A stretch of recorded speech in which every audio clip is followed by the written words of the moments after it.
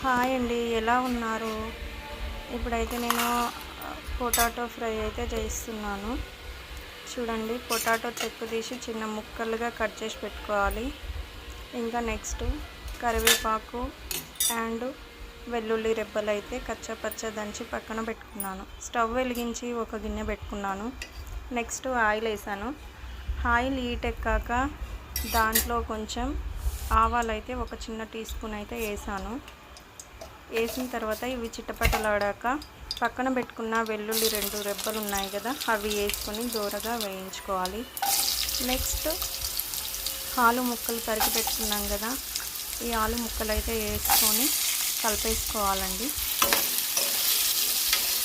ఇలా కలిపేసుకోవాలి, మెల్లగా కలిపేసుకొని ఇంకా కొద్దిగా సాల్ట్ అయితే యాడ్ చేయాలి. సాల్ట్ వేస్తే ఆలు ముక్కలు తొందరగా మగ్గిపోతాయి కాబట్టి ముందే సాల్ట్ వేయాలి. చూడండి, ఇలా కొంచెం లైట్గా సాల్ట్ వేస్తే ఇంకా అవి తొందరగా మెత్తబడిపోతాయి. నెక్స్ట్ వచ్చేసి ఇలా కలిపేసుకోవాలి.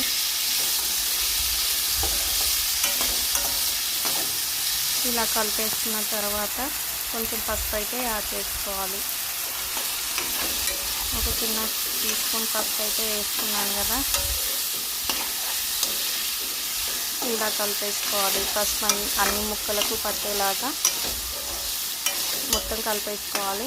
కలిపేసుకున్న తర్వాత దీనిపైన అయితే మూత పెట్టుకోవాలండి. చూడండి, ఇలా ఉంటుంది.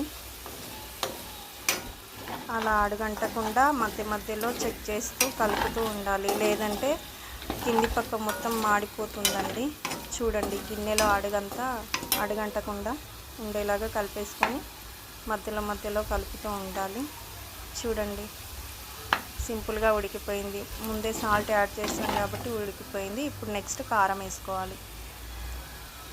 కొంచెం కారం వేసుకొని కలిపేసుకోవాలి. ఆలు ఫ్రై అయితే ఇక ఈజీగా రెడీ అయిపోతుందండి. చూడండి, ఇలా కలిపేసుకున్న తర్వాత లాస్ట్లో ఉడికిపోయిన తర్వాత కరివేపాకు అయితే యాడ్ చేసుకోవాలి. కరివేపాకు యాడ్ చేసుకున్న తర్వాత ఇంకా ఇలా ఉంటుంది. లాస్ట్ ఫైనల్లో అయితే మనకు ఆలు ఫ్రై అయితే ఇలా ఉంటుంది. చూడండి, simple process, easy process. 2 minutes 3 minutesలో అయిపోతుంది. చూడండి. Okay, bye.